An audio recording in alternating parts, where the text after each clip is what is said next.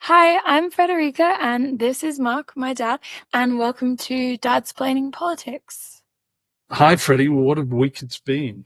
God. I feel like I need to apologize for to our listeners, because I got it completely wrong. I thought Kamala was going to win, and clearly Mr. Trump won. I mean, everyone was surrounded with thought that Kamala was going to win, so I don't know. It was a bit of an echo chamber, I would say. Wouldn't you? We were caught in Kamala's mind fog, Yeah, thinking exactly. that people would care about abortion bans Basically, and threats to democracy, and yeah. et cetera, et cetera. But clearly, people care about inflation, and they want a strong leader, and they're not ready for a female commander in chief. I mean, as every country does as well. And I mean, it's interesting that this happened right after all those articles we read, all those different predictions and everything. They did all come from leftist sources, moderate left, but a lot of the major news organizations are considered left to the average person, at least. So I guess we're all biased from that.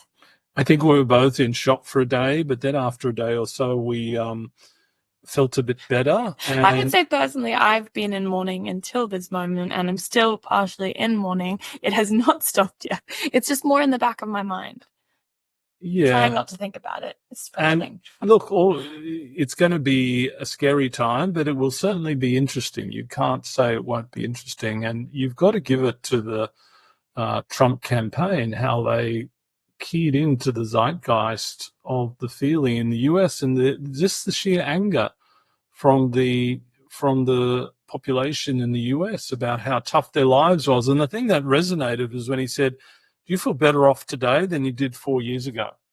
And almost everyone, the majority of people said they feel worse off. But wasn't that exact same argument used by Ronald Reagan Oh, sure. years ago? It's still, the economy stupid is still really relevant. And I don't think you even need to give that much credit. I mean, probably should give a bit of credit to the Trump campaign, but I think you can think about the nature of the world right now and how every economy is turning right. Whether their right wing party has done an effective campaign or not, it seems like that's what people want. People are scared, and so people are turning to something which is more self prioritizing. I think, they want, they've forgotten about the chaos of the Trump first term. They want a strong leader. They don't want wars in the world. The Trump says he's going to fix those. They don't want inflation. They want America first. And so expectations are high, right? The bar has been set up here. But you've got for what the Trump campaign is about. Has set expectations to the thing. That's true. And I mean, you've got to give it to them. They're very hardworking, and he combined with Elon, with all those incredible algorithms of the X platform. And yeah, but there's only so much hard work that's being done when most of it is just a result of massive influx of money. So much money. No, the Democrats had much more money than the Trump campaign. Right, that they raised. Yeah, the Democrats generated a lot more, and they just didn't use it effectively, right? So, fascinating. And now the biggest thing I'm worried about, I mean, we're glad we don't live in the US. It's quite nice to be I've said that hundreds of times since this has happened. But still, the implications for the world are pretty astounding. The major things I'm worried about is Ukraine and the implications there, because I don't want to see giving in to Putin and Ukraine not joining NATO, which is, I think, quite a possibility, because I think Putin will just take over the rest of Ukraine in 6 months' time. It scares me. The other major worry? The other major worry, of course, I feel like it's quite obvious. What is it? Well, there's two. One, the Middle East, what will happen there. There we go. And thirdly, the impact of tariffs on the global trading system and the future of Australia. We're a trading economy. 50% of our GDP comes through trade. Yeah, but I think that we're lucky enough to be in a position where we can look at the things happening in the world, and I can prioritize the stuff that's happening in the Middle East as my major concern. Like, obviously the trade issues are going to be a massive thing upon the entire world. It's going to decelerate economic growth. like substantially. I mean, he essentially wants to cut America off from the rest of the world, does he not? But I think that I don't think he wants. the state of peace in the world is at stake, not just the economic market, the state of the fickle levels of peace that we maintain to try and keep the international system from havoc and nuclear war. I know, but he's already said to Netanyahu he wants it all over before he takes office. And? So he wants the war over.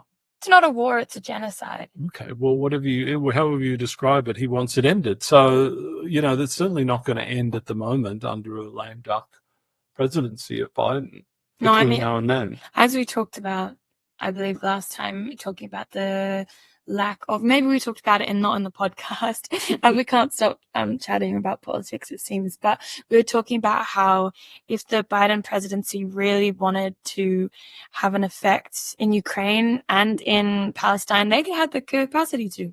They had the power, and we know that all along. Mm-hmm. We know that Ukraine, the war could have been ended by them strong-arming the situation and showing Russia that they have the power to completely destroy Russia.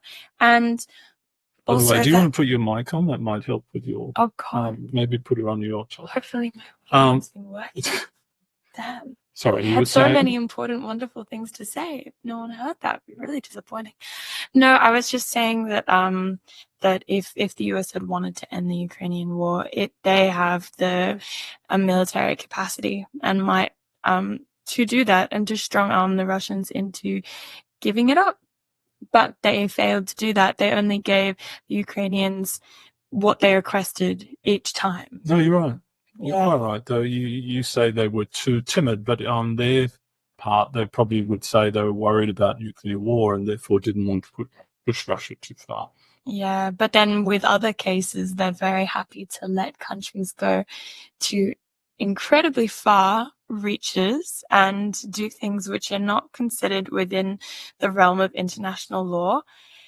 That will probably lead to some type of nuclear war. They're okay to let Israel do that.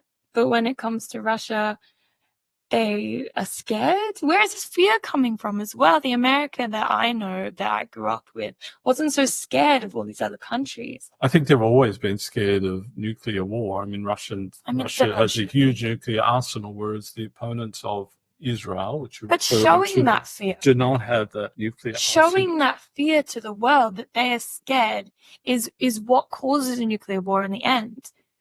I mean, if Cold War America acted the way that America has been acting the past few years, we wouldn't have won the Cold War.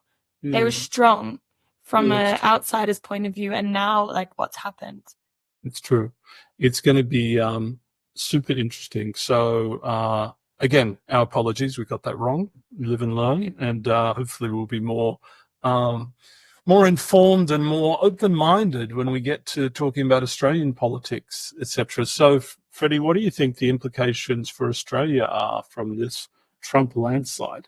I mean, I think there are so many worldwide impacts, which obviously will have major influence on Australia, such as even the impact on women across the world. This new influx of young men in America, this rhetoric, not my body, my choice, but your body, my choice. These young men who've been going around and saying this. Have you heard of the 4B movement in South Korea? It's this massive movement that women have instigated, which is saying that they're not going to be dating men or having sex with men or a bunch of other things with men as a way to rebel against, the position of women in our society right now, and especially after Trump's win, rates of women in leadership across the world have been going down.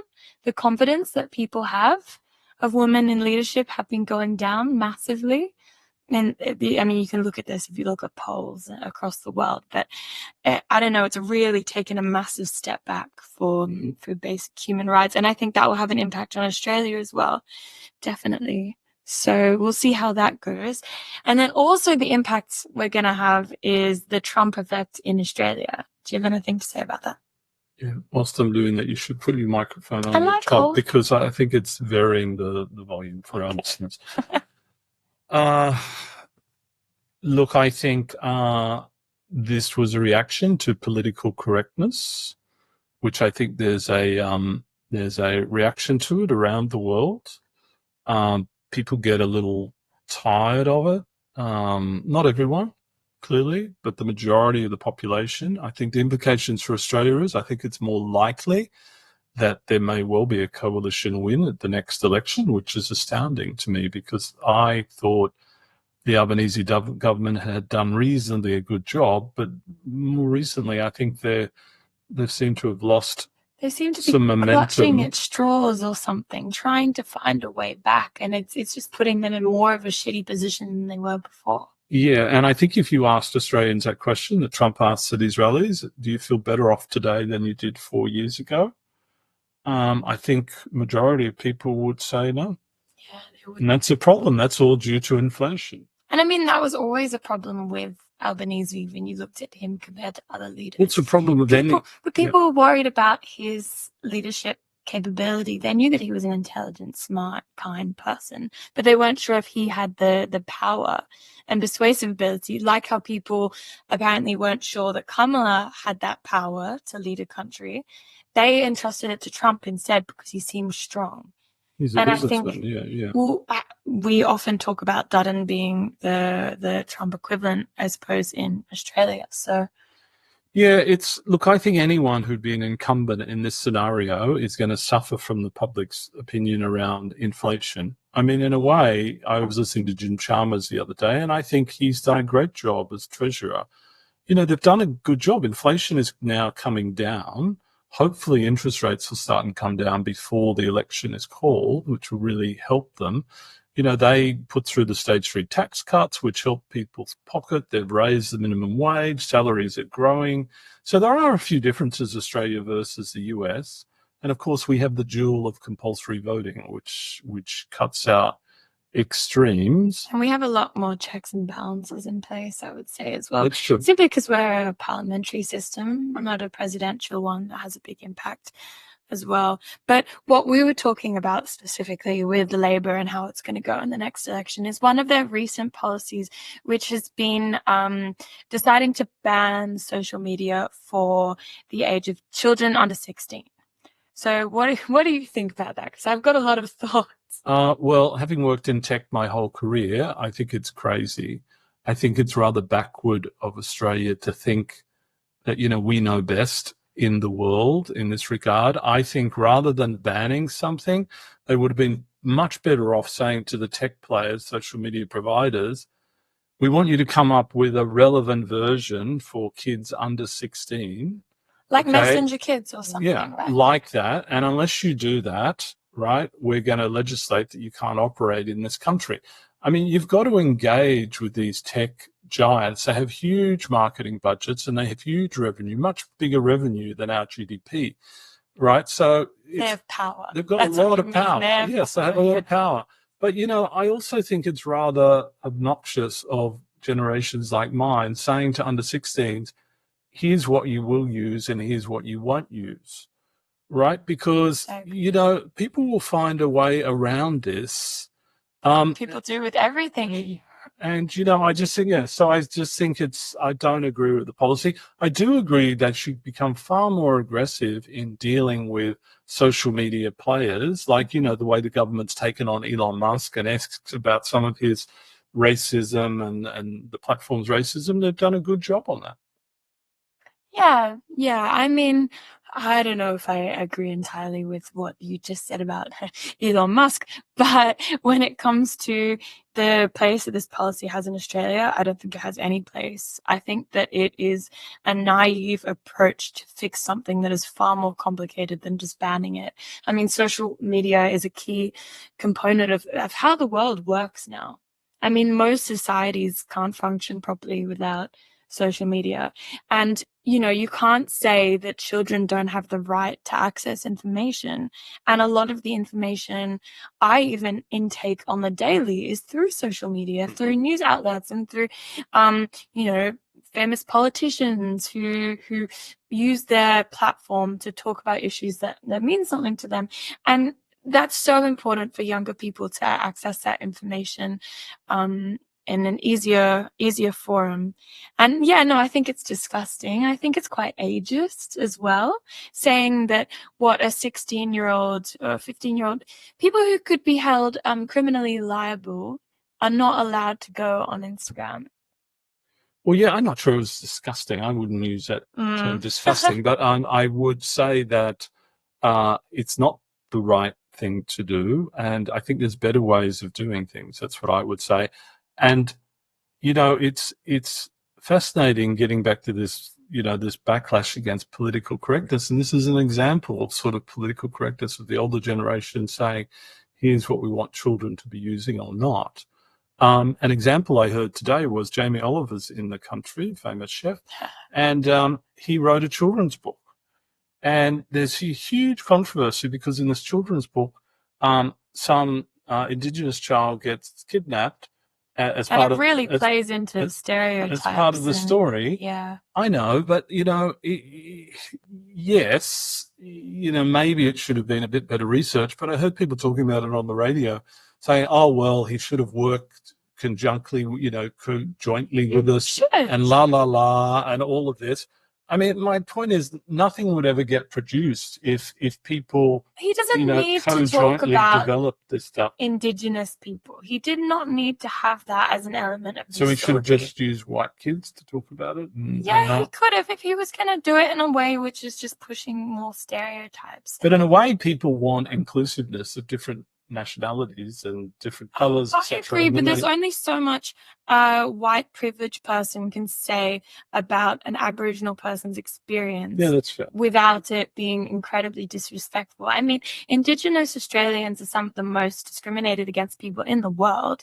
Mm-hmm. Like the experience that they have had growing up and the lack of education and resources and the wealth cycle they're trapped in. Is really dangerous. So I just think that it's a very complex issue, and someone like Jamie Oliver, who does not apparently know enough about it, shouldn't do it so recklessly without thinking about the consequences. And I don't think there's anything wrong with that. I think that everyone should consider the effects that their choice is going to make. Yeah, I just think it sets the bar very high for creativity because people need to think about this issue and this issue and this issue. And if they haven't experienced it themselves, it's rather hard. I think it will cause less books to be written and less creative things. I think you're getting into a really difficult conversation here because this is this whole conversation that people often say, like the white majority, especially in Australia, often says, well, if these people don't want to be written about, I mean, how are they ever going to get spoken about? How are their stories going to be told? They can tell their stories. We don't need to be a voice for them. They can be a voice for themselves. Mm-hmm. And I don't think we need to get so upset about it. I mean, everyone has plenty of their own stories to tell and their own experiences. Jamie Oliver has lived a very full life.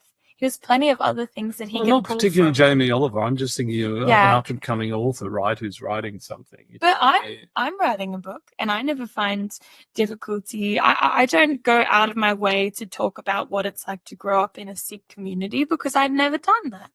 Yeah. And I don't know what it's like. So I'm not going to do that. I wouldn't stop different minorities from being within my book. Of course, I'd include them to a normal degree, but I'm not going to talk about the issue like I know what I'm talking about without researching first. Mm-hmm. Yeah.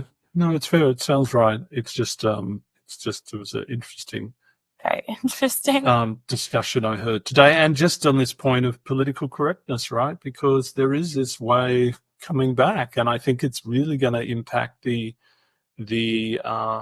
election coming up. And the other big thing I'm concerned about is obviously climate change. Good luck with everyone's target of 1.5 degrees of warming. That's out the window now.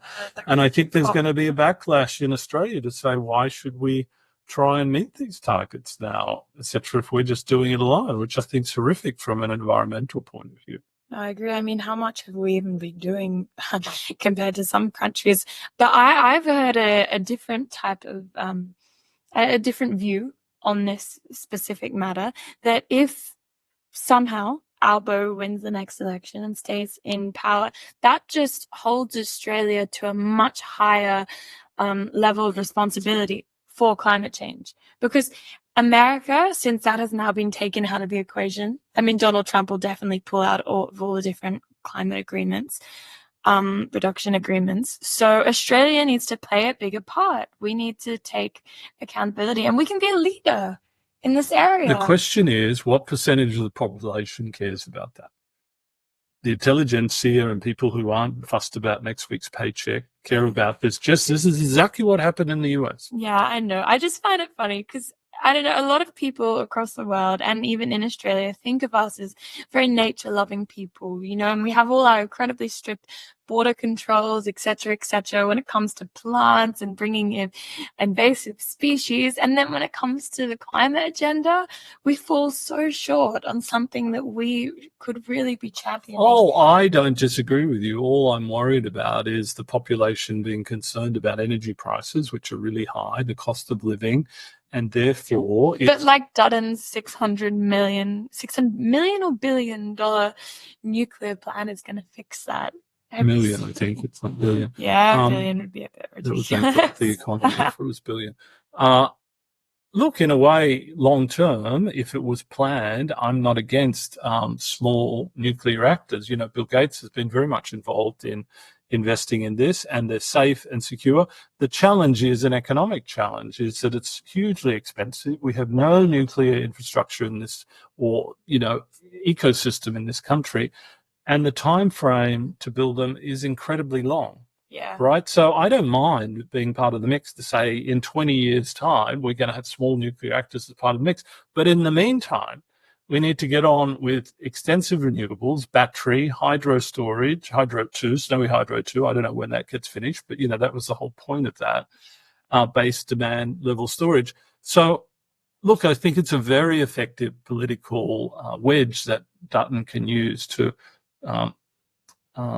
divide the populace. And I think it is a reasonable thing to speak about, but I just think people need to think about it in the economic reality. No, I mean, I agree. And I think we were also just talking about how what happened in the US election, it will probably reflect a small bit of what will happen in the Australian election, like people's attitudes towards certain issues. And we were talking about how climate change was not mentioned at all. Like, I have not heard one time that climate change was mentioned as a campaign point for either campaign. So it's interesting how people seem to have forgotten about it in the general conscience at the moment. And also what I was going to say is that, wait, what was I going to say? Actually, no. Maybe you continue. I lost my point. Come back to me. Anyway, we don't know when the election's going to be in Australia yet, and hopefully interest rates will start coming down, and the Albanese government will be able to hang on. I think Peter Dutton is not that popular, and the challenge for the Liberal Party is to win back those teal seats. And at the moment, I don't see them doing that, and without that, it's rather difficult. So let's see, unless they, dominate in Queensland and Labor loses their various seats in Queensland. I think they only have 4 seats in Queensland.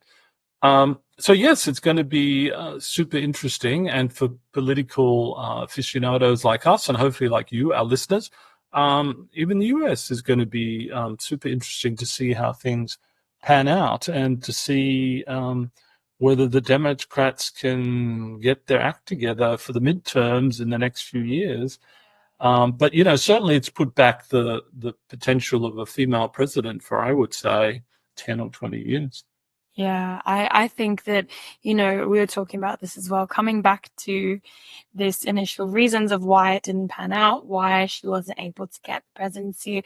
Obviously, we talked about how just the nature of the economy right now was a big impact in that, and immigration and people's fears about, the mass refugee populations which are moving over the world. But we were also talking about how they will be affected in terms of, sorry. Freddie, I agree with you talking about refugees. The interesting thing for me in this space is that Australia's had a very tough policy on borders. And it would seem that those countries who have a tough policy on borders do not have the same immigration angst in the population as those who don't. Right? Clearly, that was a big factor in the US election. Clearly, it was a big factor in Brexit. So, in a way, it's quite good, our sovereign borders, that, that's not such a big issue, hopefully, in the Australian electorate.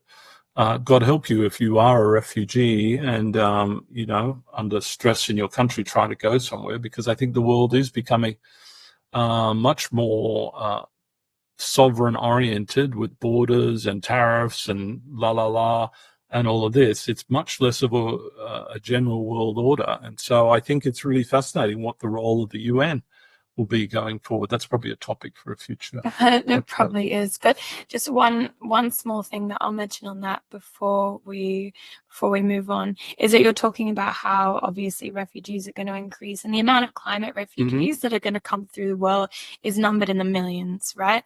And what I've studied and what I've looked at is that, no matter how much migration happens, it won't be stopped by the legislation or by the strengthening of borders. The migration will still happen, but it will just become more dangerous. Yes. So that's why it's particularly such a big issue, because these people will still leave their countries because there's no way they can stay there anymore. They're at risk. But they may end But up in where will they injury end countries like Indonesia. Or Exactly. Mm-hmm. And that's also a big point. You're talking about everyone who is in Gaza and in Lebanon right now. I heard a story of a guy who had been a refugee from Syria a few years back and finally settled himself in Lebanon, been living there until now, and now he finds himself as a refugee again.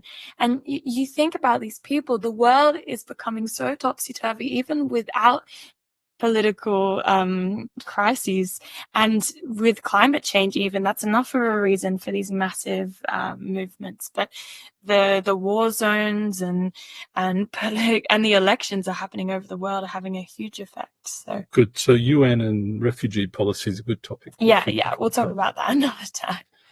All right. Well, great seeing you all again, and hopefully enjoying this podcast. It's now up on Spotify, and we are going to start soon videoing these podcasts, and hopefully you're enjoying it. Yeah. I'm certainly enjoying chatting to you, Freddie. I'm enjoying it as well. It's nice to take our conversations we usually have and just put them out there for the world to see. Hopefully you guys will take a little something from this, and we'll look forward to seeing you next time. Bye. Bye.